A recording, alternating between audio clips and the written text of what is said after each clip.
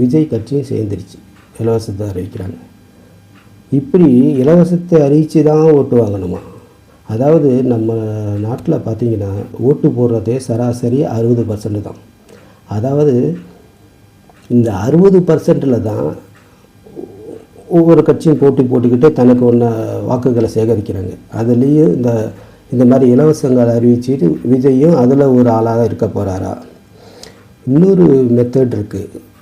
இதை விட்டுட்டு மீதி 40% ஓட்டு போடாமல் இருக்காங்களே, அதில் பார்த்திங்கன்னா 10% ஏதோ ஒரு காரணத்தினால வர முடியாமல் ஓட்டு போடுறாங்க, ஏதோ ஒரு காரணத்தினால ஓட்டு போடாமல் இருக்காங்க.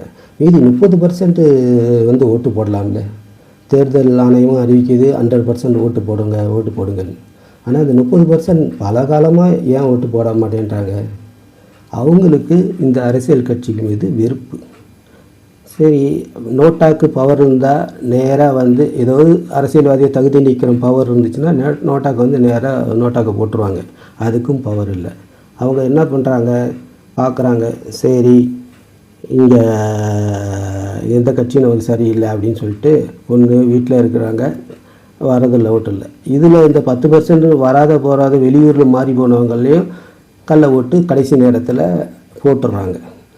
அப்போ நமக்கு தேவையானது 30% விஜயோ சீமானோ குறிக்கோளாக வச்சு வரலாம். அந்த 30% ஓட்டு வாங்கணுன்னா இவங்க இந்த மாதிரி இலவசங்கள் அறிவிக்கக்கூடாது. அவங்க நேர்மையான ஒரு செயல் திட்டங்களை மக்களுக்கு அறிவித்தா இந்த 30% சாலிடாக ஓட்டு போடுவாங்க. நேர்மையானதுன்னா ஒருத்தர் தனக்குத்தானே எந்த சூழ்நிலையும் மாற முடியாமலுக்கு செக் வச்சுக்கிறாங்களே, அவங்க தான் நேர்மையாக இருக்க முடியும். அந்த மாதிரி ஒரு செயல் திட்டங்களை இந்த புதிய கட்சிகள் செய்யலாம். நிறைய இருக்குது அதுக்கு நேர்மையான திட்டங்கள், செயல்முறை திட்டங்கள்லாம்.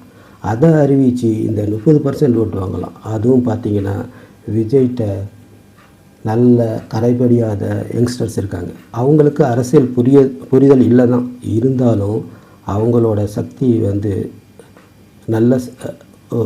நல்ல உபயோகப்படுத்தலாம். எப்படின்னா அவங்க பெற்றோர்களே ஓட்டுக்கு பணம் வாங்குறத விரும்புறதில்லை. அந்த மாதிரி நான் கண்கூடாக பல இடங்களில் பார்த்தேன்.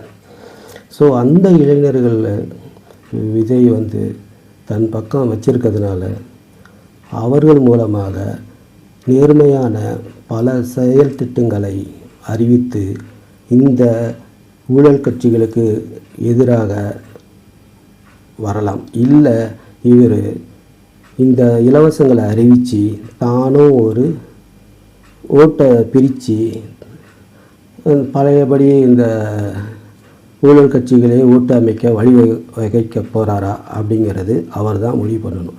இதில் சீமான் சொல்லும்போது போல் ரெண்டே கட்சி தான், ரெண்டே இதுதான் குரூப்பு தான். ஒன்று இலவசங்களை அறிவிக்கிற குரூப்பு, இன்னொன்று இலவசங்கள் அறிவிக்காத குரூப்பு. அப்படி பார்த்தா சீமான இலவசங்கள் அறிவிக்கலைன்னு சொல்கிறாரு. ஆனால் அவரிடம் பல விஷயங்கள் முரண்பாடாக இருக்குது. ஒன்றும் இல்லை, அவர் சொல்கிறாரு, அதாவது அரசு ஊழியர்களும் அமைச்சர்கள் எம்எல்ஏக்கெல்லாம் அரசு பள்ளியில் தான் படிக்கணும்னு சட்டம் போடுவேன் அப்படின்ட்டார். ஆனால் ஒருத்தர் கேட்குறாங்க, ஏன் உங்கள் பிள்ளைங்க அமெரிக்கன் ஸ்கூலில் படிக்குது?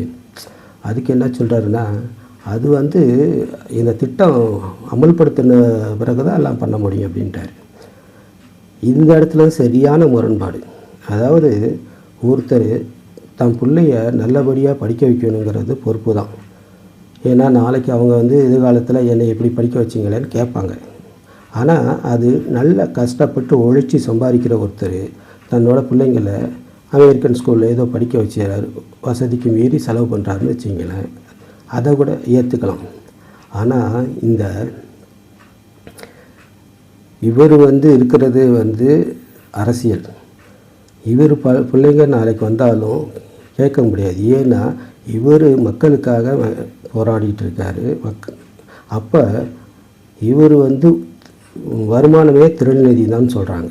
அப்படிங்கும்போது இவர் தன் பிள்ளைங்களை அரசு பள்ளியில் படிக்க வச்சு இவர் போய் பள்ளிங்க படித்தாவே அந்த பள்ளிகளை தரம் உயர்த்தலாம். ஏன்னா இவர் கேட்குற கேள்வியை கேட்டு பயந்து என்னால் பயந்து செய்வாங்க. அப்படிப்பட்ட இவர் முன்னுதாரணமாக இருக்கணும். இனியாவது அவர் உடனடியாக செய்யணும் இது.